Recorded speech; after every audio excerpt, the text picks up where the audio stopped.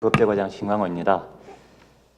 참여연대에서 선거 끝나기가 무섭게 이렇게 좋은 세미나를 개최해 주셔서 감사드리고, 또 이 세미나를 개최해 주시는 걸 보니까 이제 정치 개혁의 시즌이 됐지 않나 이런 생각을 하게 됩니다. 저로서도 많이 설레고 앞으로가 기대가 됩니다. 우선 장우영 교수님께서 발제하시면서 18대 대선의 국정원 댓글에 대해서 말씀을 해주셨는데요. 국정원 댓글 사건이 이제 본격적으로 불거진 시기를 보면 선거가 끝나고 선거 소송이 제기되는 마감 시각이 지난 시점에서 이게 대두가 됐습니다. 그 전에는 국정원이 이렇게 조직적으로 댓글을 통해서 선거에 개입한다는 사실을 인지를 못하고 있었던 것이죠. 그래서 저희들도 참 그때에 미리 인지를 하고 예방적으로 대처하지 못했다는 데 대해서 상당히 아쉬움을 가지고 있습니다. 그런데 그때 당시로서는 저희들의 역량 부족이기도 했고, 어쨌거나 결과적으로는 거기에 대해서 능동적으로 대처하지 못했던 데 대해서는 참 아쉬움이 있습니다. 그리고 국정원이라는 상대가 어려워서 저희들이 그런 것은 아니고요.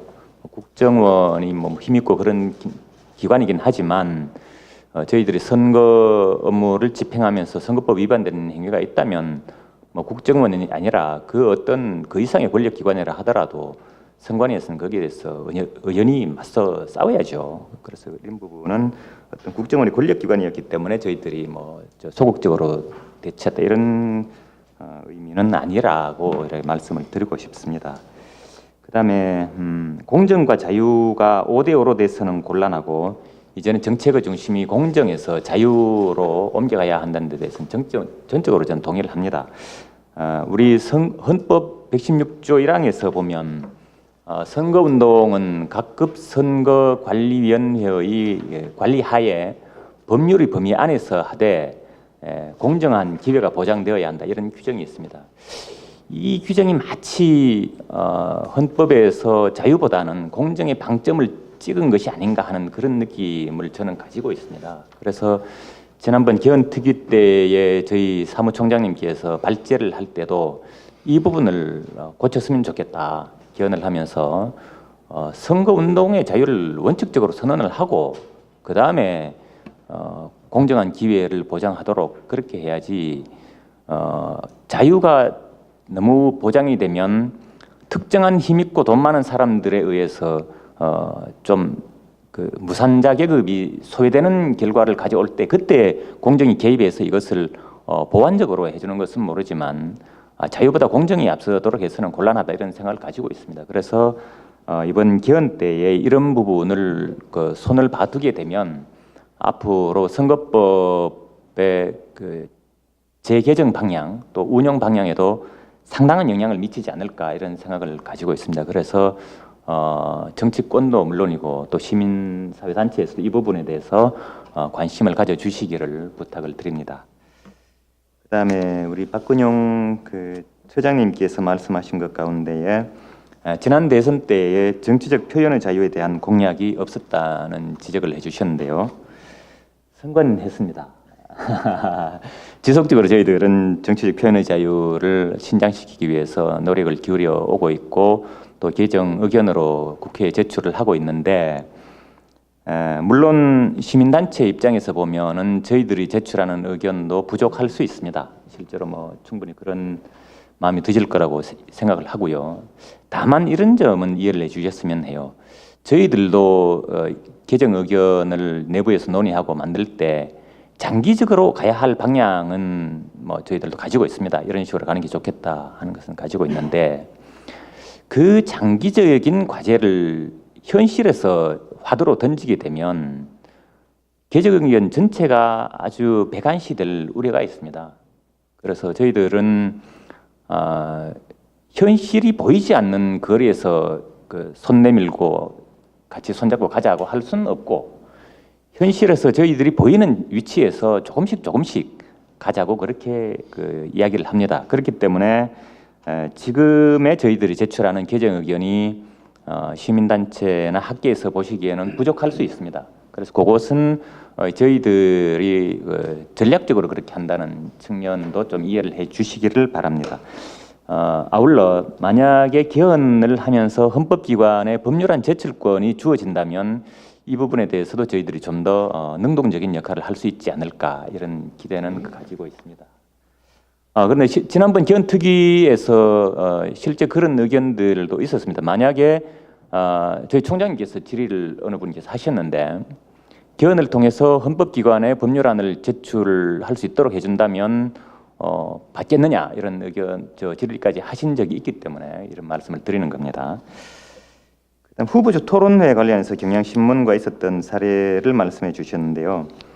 사실 저희들도 후보자 토론회는 다다익선이 아닌가 이런 생각을 합니다. 시민단체도 좀 자유롭게 했으면 좋겠고 그런데 현실적으로 법이 그렇게 돼 있지 않기 때문에 이것을 어떻게 하면 좀 더 융통성 있게 가져갈 수 있을까 이것을 고민을 하다가 단체만 독자적으로 하면 뭐 법에서 그렇게 규정되어 있으니까 이것은 어쩔 수 없다 치더라도 언론과 공동으로 한다면 이것은 허용할 수 있는 범위가 아니냐. 그래서 저희들은 안내를 할 때 어떤 행위가 무조건 안 된다라고 하기보다는 가능한 방법을 알려드림으로써 보다 더 좀 더 자유로운 제한 속에서나마 좀 더 자유로운 표현의 자유를 누릴 수 있도록 하기 위해서 그렇게 융통성 있는 해석을 했다 이렇게 말씀드리고 싶습니다. 그러면 본격적으로 제가 준비한 자료에 대해서 말씀을 드리려고 합니다. 앞서 발제하신 두 분께서 공직선거법에 독소 조항이 많다 이런 말씀을 해주셨는데요. 날마다 이러한 독소를 뿜어내는 선거법을 껴안고 살아가야 하는 저희 선관위 직원들의 심정은 어떨지도 좀 헤아려 주셨으면 합니다. 제가 기억하기로 시민단체가 본격적으로 선거에 개입해서 어떻게 보면 법의 한계를 넘어서기 위해서 꾸준히 시도를 했던 그 계기가 아마도 2000년도 국회의원 선거 때에 지금은 서울시장님이신 박원순 당시 참여연대 처장님께서 낙선운동을 주도하시면서 그때부터 비롯되지 않았나 싶습니다. 그때부터 이상하게 시민단체하고 저희 선관위는 선거 때마다 어떤 대척점에 서서 좀 좋지 않은 관계를 형성해 왔던 것 같아요. 뭐 추구하는 바는 같았지만 결과적으로 현실에서는 그런 위치에 서 있었던 것 같습니다. 그래서 아까도 여기 보면은 선관위에 뭐 항의한다 이런 사진도 이렇게 게재를 해주셨는데 제가 참여하기 때문에 아주 얌전한 표현을 해주시지 않았나 싶습니다. 저희들은 뭐 규탄한다, 자폭하라 이런 이야기를 선거 때 수시로 듣고 그렇게 합니다. 그런데 법이 살아있는 이상 저희 선관위에서는 이것을 집행할 수밖에 없습니다. 그렇지 않으면 직무유기가 되기 때문에 잠시라도 그냥 두고 있으면 뭐 반대되는 상대 후보자 쪽에서 선관위를 또 가만두지 않습니다. 끊임없이 항의하고 하기 때문에 저희들은 살아있는 법을 집행할 수밖에 없다 이런 말씀을 드리고 싶습니다. 그리고 이번에 정개특위가 구성되게 되었는데 여기에서는 아마도 저희 개정 의견도 주요 의제로 다루어질 것으로 예상이 되고 이때에 참여연대를 비롯한 시민단체 쪽에서도 많이 지원을 해주셨으면 합니다. 시민단체와 저희들도 얼마든지 2인 삼각 플레이를 할 수 있을 것으로 저는 생각을 하고 그러한 협조 관계를 통해서 표현의 자유가 좀 더 확대될 수 있는 계기가 되기를 희망합니다. 표현의 자유에 대해서 헌법재판소는 이렇게 얘기를 하고 있습니다. 민주주의 국가에 있어서 표현의 자유는 그러한 정치 체제의 존립과 발전을 위한 필수 불가결한 기본권이고 따라서 선거 과정에서 유권자가 자유롭게 자신의 의사를 표현하고 다른 사람과 소통할 수 있을 때 비로소 그 표현의 자유로서의 기능을 다한다. 그래서 선거운동의 자유는 원칙이어야 하고 금지가 예외적이어야 되는 것이지 그것을 역으로 해서 금지나 또는 제한이 원칙이 되고 자유가 예외가 되어서는 안 된다 이런 그 이야기를 한 적이 있습니다. 그래서 저희들도 가급적이면은 그 개정 의견이나 선거법 운용에서 제한된 틀이나마 거기에 맞춰서 운영을 하려고 하고 있다는 점도 아울러 말씀을 드립니다. 지금은 통합선거법이 공직선거법이 마치 뭐 정치 발전을 가로막고 표현 행위에 있어서 독소법인 것처럼 이렇게 지칭이 되고 있는데 94년 3월 달에 통합선거법으로 출범할 때만 하더라도 이 법은 정치 개혁의 상징이었습니다. 그 전에까지만 하더라도 대통령 선거법이나 국회의원 선거법과 같은 개별 선거법에서 선거운동은 법에 규정된 후보자나 선거 사무 관계자에 한해서만 허용을 했고 일반 유권자는 일체의 선거운동을 할 수 없도록 했습니다. 또한 후보자라 하더라도 법에 규정된 열거된 방법에 한해서만 선거운동을 할 수 있도록 했습니다. 그런데 이것이 문민정부 들어서면서 그때 바로 정치 개혁을 위한 어떤 그 시도가 있었고 그때 선관위와 국회, 법제처의 전문가들이 머리를 맞대고 통합선거법을 출범시키게 됩니다. 그때의 모토로 삼았던 것이 입은 풀고 돈은 먹는다는 것이었죠.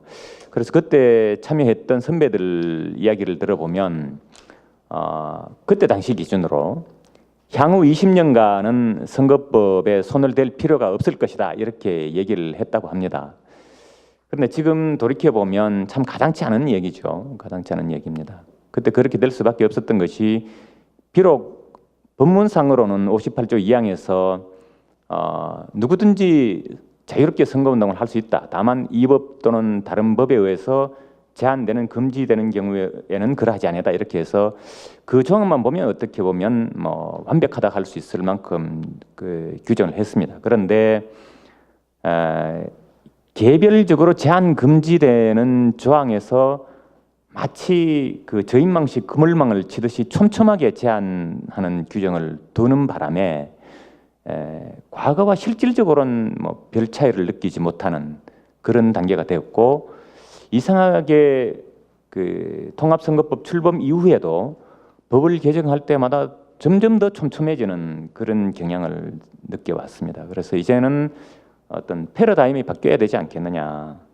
그런 패러다임이 바뀌려면 뭔가 게임 체인저가 있어야 되고 그것은 헌법 개정을 통해서 이룰 수도 있지 않겠는가 이런 생각을 해봅니다. 그것이 아까 말씀드렸던 헌법에서 선거운동 자유의 원칙을 우선적으로 천명하면 하부 그 법률에서 그에 따라서 입법을 할 수밖에 없게 되지 않겠느냐 이런 생각을 해봅니다. 그러면 지난번 20대 국회의원 선거를 통해서 저희들이 느꼈던 문제점 그리고 미래지향적인 선거제도가 어떠해야 되는 것인지에 대해서 개정 의견을 낸 게 있는데 거기에 대해서 말씀을 드리려고 합니다. 우선 선거운동의 자유 확대와 관련해서 말과 전화에 의한 선거운동을 상시적으로 허용하자고 하는 부분입니다. 아까 말씀드린 것처럼 선거법의 모토가 입은 풀고 돈은 먹는다고 했는데 사실상 입은 전혀 풀리지 않았습니다. 풀린 것은 인터넷입니다. 인터넷이 풀린 것도 2011년 12월 29일자로 헌법재판소가 93조 기타 이와 유사한 것 그러니까 문서 도화 기타 이와 유사한 것을 이용해서 선거에 영향을 미치는 행위를 포괄적으로 금지하고 있는데 이 기타 이와 유사한 것에 인터넷을 이용하는 것까지 포함시킨다면 그렇게 해석한다면 이것은 헌법에 위반된다 이렇게 해석을 했습니다. 결정을 했습니다. 그러면서 그 논거로 든 것이 인터넷은 돈이 적게 들기 때문에 기회의 균등성이나 투명성 또한 저비용의 제고라는 공직선거법의 입법 목적에 부합한다. 따라서 이것을 제한한 것은 침해의 최소 원칙에 부합하지 않는다. 그 이유로 한정위원을 한 것이거든요. 그렇다면 말로 한 것과 인터넷을 통해서 선거운동하는 것을 비교해보면 저는 당연히 말로 하는 것이 정말로 돈이 들지 않고 저비용을 제거하는 방법이라고 생각을 합니다. 두 사람이 마주 앉아서 말로서 선거운동을 하면 위법이고 카톡을 통해서 메시지를 전달하면 괜찮다고 하는 것은 정말 코미디 같은 일이라고 생각을 합니다. 우리가 태어나면 응애하고 울면서 의사표현을 하지 인터넷으로 나 태어나서 하고 이야기를 하지 않습니다. 그래서 저는 말과 전화로 소통하는 이 방식을 통한 선거운동은 그 무엇보다도 우선적으로 표현 행위의 자유로서 허용되어야 될 것이 아니냐 이런 생각을 합니다. 그래서 표현하고자 하는 욕구가 표출되지 않고 쌓여져 있으면 어느 순간 이것이 폭발처럼 터져나오게 됩니다. 화산과 지진도 마찬가지입니다. 그래서 이 부분을 우선적으로 의제로 올려야 되지 않겠는가 그런 생각을 하고요. 만약에 평상시에 유권자들이 정당이나 후보자에 대해서 지지 또는 반대하는 행위를 자유롭게 할 수 있도록 한다면 정치권에서도 유권자를 중심으로 하는 정치를 할 수밖에 없을 것이다 이런 생각을 합니다. 그래서 저희들이 개정 의견으로 제출한 내용을 말씀드리면 정당 및 후보자, 선거운동을 할 수 있는 유권자는 말 또는 전화를 이용한 선거운동을 선거일을 제외하고는 상시적으로 허용하자 이렇게 했습니다. 물론 전화를 이용할 경우에는 다소 부작용이 있을 수 있기 때문에 ARS 자동 전화를 이용한 경우는 여전히 제한을 하는 것이 좋겠다 그렇게 보고 있습니다. 다음으로 소품을 이용한 선거운동입니다. 현 기준으로 현행법을 보면은 후보자나 선거 사무 관계자에 한해서 어깨띠나 모자, 옷 또는 손깃발이나 또 손팻말 이런 소품을 이용해서 선거운동을 할 수가 있는데요. 일반 유권자에게 대해서는 이 부분이 철저하게 금지가 되어 있습니다.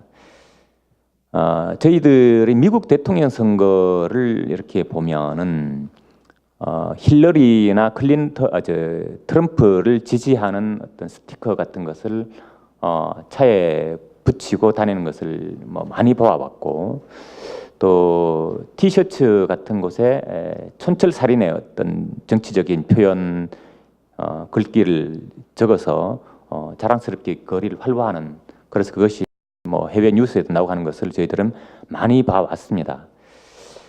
그래서 벌써 그렇게 됐습니까? 예. 그래서 이 부분도 좀 더 자유롭게 해줬으면 좋겠다. 그래서 유권자들이 적극적으로 참여할 수 있게 한다면 그것이 진정한 민주주의의 축제가 되고 선거가 민주주의의 꽃으로 승화될 수 있을 것이다 이런 생각을 하고 있습니다. 좀 줄여서 말씀을 드려야 될 것 같습니다. 그래서 저희들 개정 의견을 보면 소품을 이용해서는 선거운동 기간 중에 선거운동을 할 수 있는 사람이면 누구나 할 수 있도록 하고 자신이 거주하는 주택이나 자동차에는 선거운동 기간 중에 한정해서 어떤 표시물을 부착해서 게시하는 행위를 허용하도록 했습니다. 다음 90조와 93조에 관한 부분인데요. 사실 이 부분은 사전선거운동이나 기부행위와 함께 저희들이 공직선거법에서 가장 많이 다루어지는 법조항이고 또 표현의 자유 제한에 동원되는 금과 옥조 같은 그런 조문입니다. 저희들은 이 부분에 대해서는 폐지했으면 좋겠다는 의견을 명시적으로 제시를 했습니다. 다만 일체 폐지를 해버리면 시설물이나 광고처럼 돈이 많이 드는 행위, 그래서 고비용 구조로 갈 수 있기 때문에 돈이 많이 드는 선전탑이라든지 에드블룸 같은 그러한 시설물들은 여전히 제한을 했으면 좋겠다 이런 생각을 가지고 있습니다. 구체적으로 보면 선거운동 기간 전에는 선거운동에 이르는 내용의 시설물이나 인쇄물만 제한을 하고 선거운동 기간 중에 들어가면 유권자들은 소품을 이용한 방법으로 선거운동을 하고 후보자는 선거비용 제한액 범위 내에서 자유롭게 선거운동을 할 수 있도록 했으면 좋겠다 이런 의견을 가지고 있습니다. 그다음 단체의 선거운동인데요. 다른 부분은 충분히 이해할 수 있습니다. 선거운동에 있어서 중립을 지켜야 하는 국가나 지방자치단체라든지 또는 유권자의 이성적 판단을 마비시켜버리는 흔히 말하는 우리가 남이가 이런 거에 통용될 수 있는 지연, 혈연, 학연을 이용한 단체 같은 것 그런 것은 충분히 이해를 하는데 특정 정치인이 좋아서 자발적으로 모임을 구성한 정치인에 대한 팬클럽 같은 이런 사적 모임까지 제한할 필요는 있겠는가 합니다. 그래서 이러한 단체에 대해서는 선거운동을 허용하는 것이 좋겠다 하는 것이 저희 개정 의견입니다. 이 경우에도 조직화된 대규모의 단체가 개입하면 이 또한 그 비대칭 전략이 될 수가 있기 때문에 전국 단위의 대규모 단체에 대해서는 선관위에 등록을 하고 선거일 후에 회계 보고하는 것을 전제로 선거운동을 허용하는 의견을 가지고 있습니다. 그 외에 뭐 드릴 말씀은 많습니다만은 시간이 대충 됐기 때문에 유인물로 대체하도록 하겠습니다. 감사합니다.